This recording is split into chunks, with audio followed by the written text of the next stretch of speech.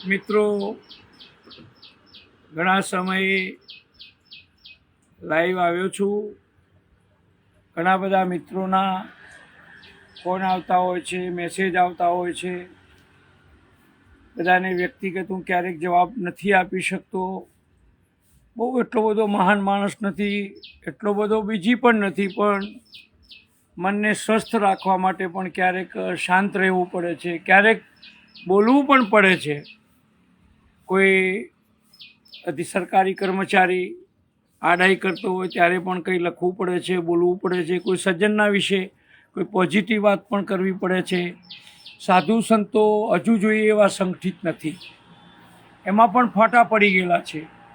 સનાતન ધર્મની વાતો બધા કરે છે, પણ કેટલાક સરકારી સંતો હોય, કેટલાક સોશિયલ સંતો હોય, કેટલાક બિલકુલ ધાર્મિક સંતો હોય, એમાંય પણ પ્રકાર છે.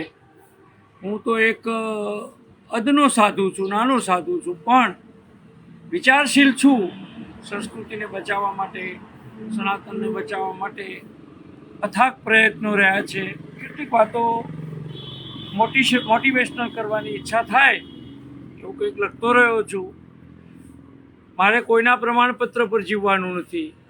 ક્યારેક કોઈને ખોટો પણ લાગતો હોય, કોઈને ખરો પણ લાગતો હોય, કોઈને જે કંઈ લાગે એની જવાબદારી ઉપર ચિંતન કરે છે. પણ સમાજનું હિત થાય, રાજ્યનું હિત થાય, રાષ્ટ્રનું હિત થાય, સંસ્કૃતિનું હિત થાય એવા મારા પ્રયત્નો છે.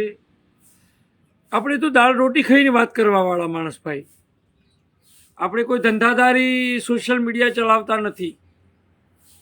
એટલે બસ મોજ માટે બધું કરતા હોય છે. આત્માને શાંતિ માટે આપણે આ બધું સત્કાર્ય કરતા હોઈએ છીએ. આપણી કોઈ ઇન્સ્ટિગેટરી બિહેવિયર નથી, કોઈને સતાવવાની વૃત્તિ નથી, પણ હંસચારો કરીને સમાજને કંઈક આપવું એવો હંમેશા પ્રયત્ન. મિત્રો, આપ સૌનો આભાર. આપ મને સાથ સહકાર આપો છો. આપ સૌનો આભાર.